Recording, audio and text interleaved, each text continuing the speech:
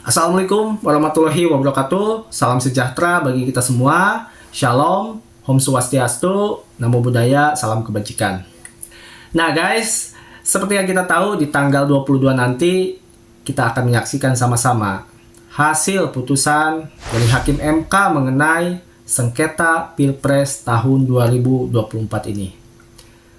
Banyak tentunya yang memprediksi ya. Ada yang bilang mereka meyakini bahwa Hakim MK itu akan mengabulkan permintaan dari 01 dan 03 untuk mendiskualifikasi Prabowo Gibran ataupun hanya Gibran. Dan ada juga yang bilang bahwa Hakim MK akan mengabulkan permohonan dari tim 01 dan 03 dengan mengadakan pemilu ulang tanpa Prabowo Gibran. Nah, keyakinan ini juga datang dari seseorang yang bernama Refli Harun. Ini wajar aja sih guys ya, karena dia kan menjadi bagian dari tim hukumnya Amin. Lalu yang menjadi pertanyaan, apa yang membuat si Refli ini sebegitu yakinnya sampai-sampai dia meyakini, memprediksi bahwa kelak Hakim MK itu akan mengabulkan permohonan dari tim Amin. Dan Amin dinyatakan sebagai pemenang dari Pilpres tahun 2024. Menurut saya teman-teman ya, saya melihat si Refli ini kan orang cerdas, ahli hukum tata negara lagi. Dalam hatinya saya yakin dia sebenarnya itu paham. Dan dia juga sebenarnya sudah punya perhitungan. Tapi yang namanya advokat guys ya, ini menurut pandangan saya, ya wajar lah ya, gimana caranya supaya kliennya itu gak kecewa. Minimal dia itu memberikan narasi atau pendapat yang bisa memberikan angin segar, optimisme baik untuk klien dan tim hukumnya, terutama untuk para pendukung 01. Jadi itu hal yang wajar, namanya juga advokat. Itu juga menurut saya sih menjadi bagian atau kerjaan dia gitu, untuk memberikan narasi pendapat termasuk keyakinan dia untuk memenangkan hasil gugatan Pilpres tahun ini. Tapi teman-teman, mungkin juga keyakinan Refli ini datang dari statement atau pendapat dia pada saat masa persidangan ya. Nah, kalau kita lihat, ini saya ada videonya ya. Kalau kita lihat, ini lucu statement Refli ini, sorry. Lucu teman-teman ya, bagaimana katanya pada saat masa persidangan itu semua tim ahlinya rontok ya, dibikin rontok. Saya juga gak paham ya, rontoknya tuh kayak gimana. Kita lihat videonya teman-teman ya. Kawan-kawan semua, hari ini saya bahagia lagi ya.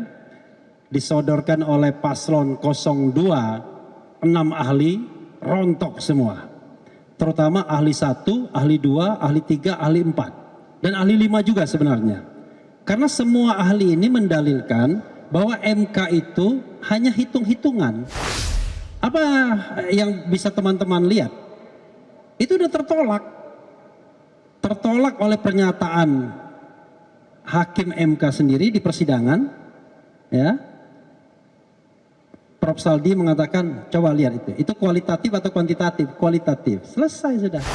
Makanya saya katakan, dari 6 ahli ini sia-sia. Mudah-mudahan 6 ahli itu tidak dimarahi oleh Paslon 02 ya.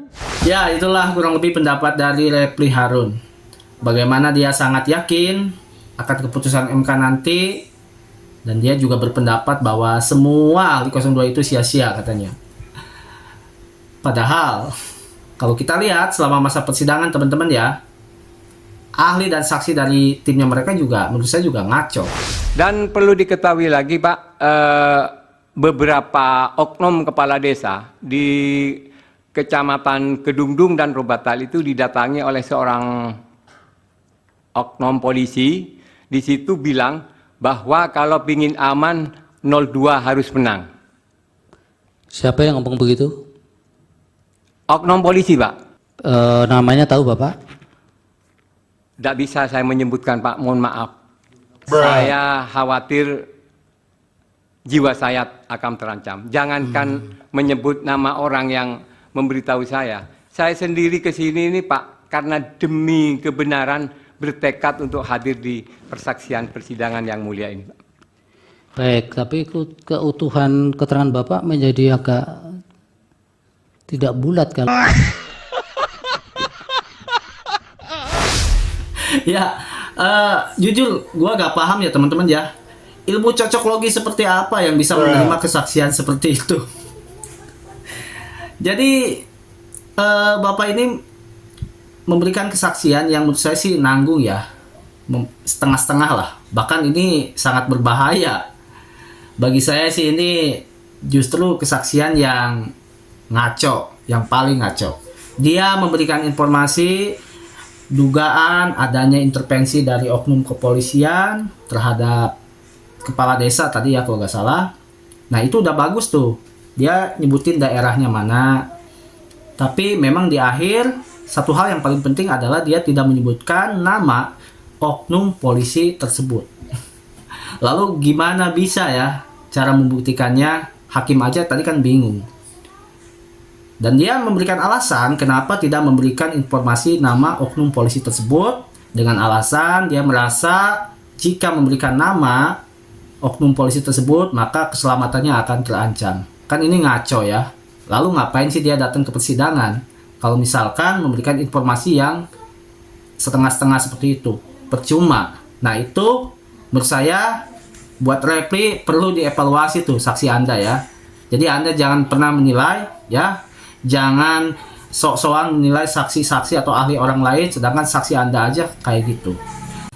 Apalagi saksi ini datang ke persidangan mau bersaksi katanya sih demi kebenaran. Lalu gimana cara ngungkapin kebenaran itu, Pak? Kalau Bapak saja memberikan informasi setengah-setengah. Ya. Jadi Repli tolonglah evaluasi tuh. Saksi Anda aja kayak gitu. Jadi bagaimana Anda bisa menilai saksi dari tim 02 yang katanya rontok semua, sedangkan saksi Anda aja sama saja ya, lebih ngaco malahan. Makanya saya heran, kok bisa-bisanya si Repli ini yakin banget Hakim MK akan mengabulkan permohonan dari tim Amin.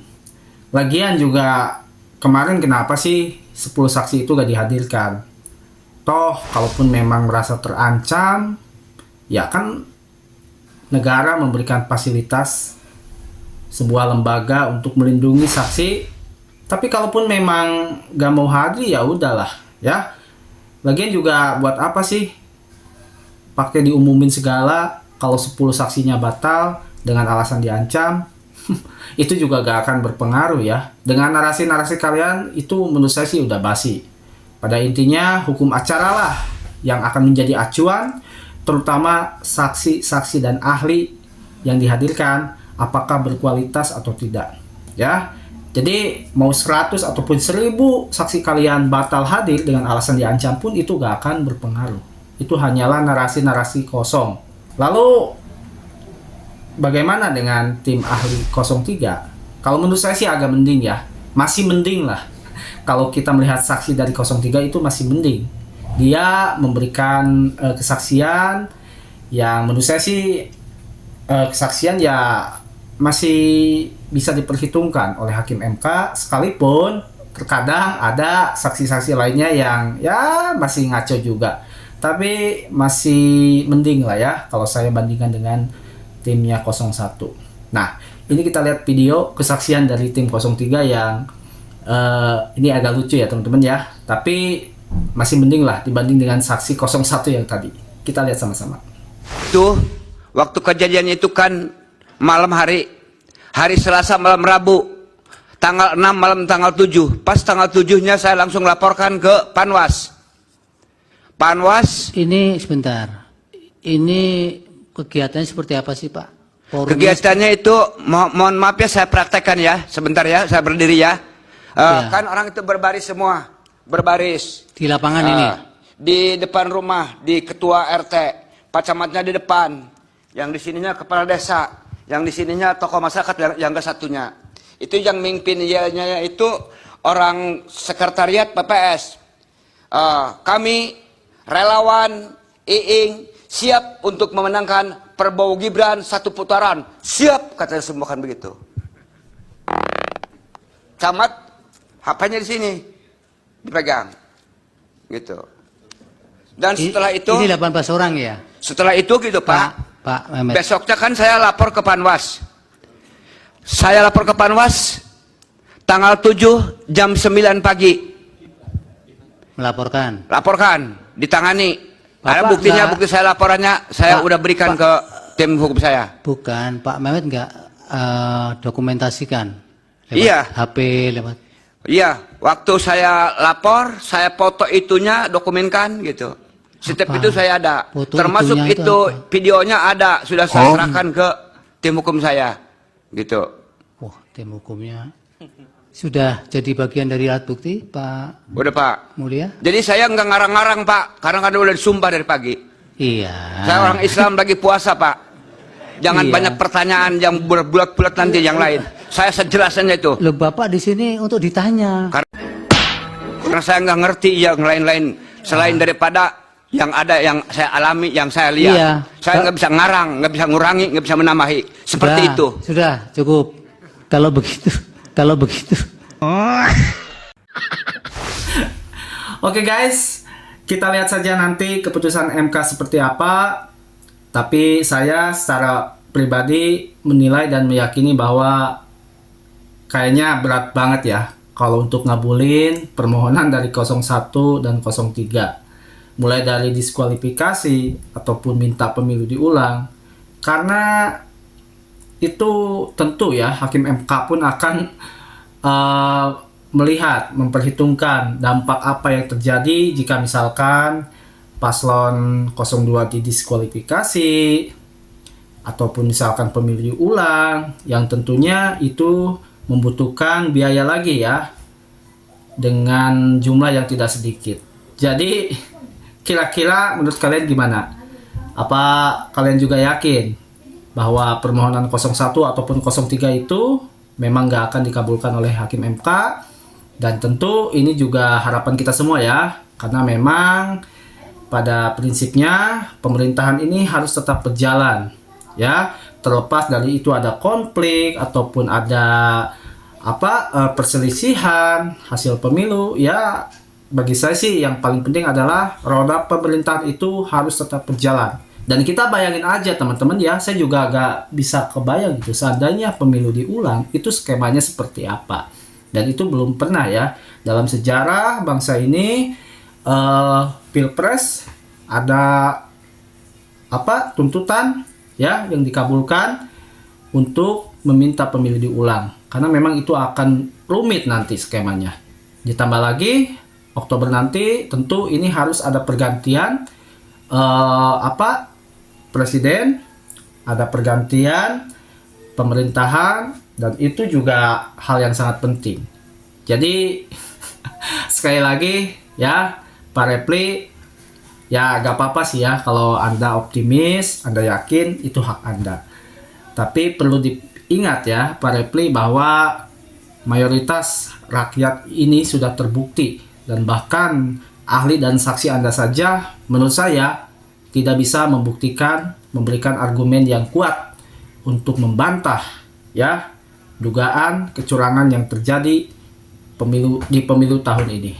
Jadi ya kita anggap saja Repli ini mungkin lagi menghibur tim 01, lagi menghibur kliennya, terkhusus untuk menghibur kalian ya, para pendukung dari Anies dan Caimin. Begitupun juga tim 03 ya gak apa-apa juga kalau misalkan mereka yakin optimis, ya itu hak mereka. Tapi saya juga yakin hakim MK pun akan melihat ya, memperhitungkan dampak apa yang akan terjadi jika seandainya permohonan mereka dikabulkan. Dan lagian ya, selama ini memang pemilu ini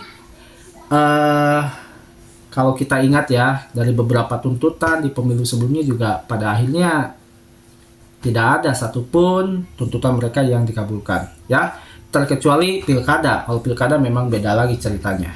Oke guys, jadi mudah-mudahan ini bisa menjadi pencerahan dan pelajaran buat kita semua, karena memang kita sebagai rakyat kecil juga harus peduli ya terhadap politik, terutama kalau kita lihat dinamika politik di Indonesia ini ya masih belum dewasa lah ya, masih belum dewasa sekalipun sistem demokrasi kita memang sudah cukup lama. Tapi satu hal yang paling penting adalah kita masih ada kontestasi pemilu ya, khususnya pilkada nanti, dan saya berharap di pilkada nanti itu juga akan lebih demokrasinya akan lebih dewasa lagi lah ya. Jadi tentukan pilihanmu demi kebaikan bangsa, demi kebaikan daerah-daerahmu. Pilihlah pemimpin yang memang rekam jejaknya jelas, yang memang dia memiliki program-program yang masuk di akal, tidak hanya angin surga, tidak hanya angan-angan, apalagi misalkan mereka menjanjikan sesuatu yang berbau agama. Bagi saya sih itu hal yang gak masuk di akal ya, karena bagi saya politik dan agama itu harus dipisah. Jadi sekali lagi teman-teman, saya mohon maaf ya jika ada kalimat yang mungkin menyinggung atau mungkin kalimat-kalimat saya yang memang dirasa kurang tepat. Sekali lagi saya mohon maaf. Mungkin di video berikutnya juga kita akan masih membahas tentang dinamika politik khususnya di persidangan MK ini. Dan buat teman-teman jangan lupa untuk subscribe channel update untuk mendapatkan informasi-informasi mengenai berita politik, berita yang lagi viral dengan cara subscribe, like, dan komen. Sampai jumpa di video berikutnya. Tidak mungkin MK ini bisa mendiskualifikasi paslon tertentu. Kalau Prof. Jimli, mungkin nggak itu sebagai sesuatu yang bisa dikabulkan oleh MK? Atau terlalu rumit nantinya? Nggak, ngomongnya jangan diskualifikasi paslon. Kalau diskualifikasi paslon itu sama aja pertandingan bola. Sudah selesai, peluit, ada yang menang, ada yang kalah, lalu yang kalah teriak-teriak, itu harus didiskualifikasi, kan nggak bisa begitu.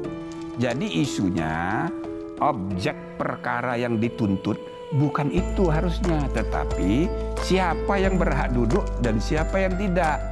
Jadi misalnya 02 yang dimenangkan oleh KPU, itu harusnya kalah, yang menang itu 03. Apa alasannya? Itu yang dituntut dengan argumen dan pembuktian. Jadi bukan diskualifikasi. Kalau itu sudah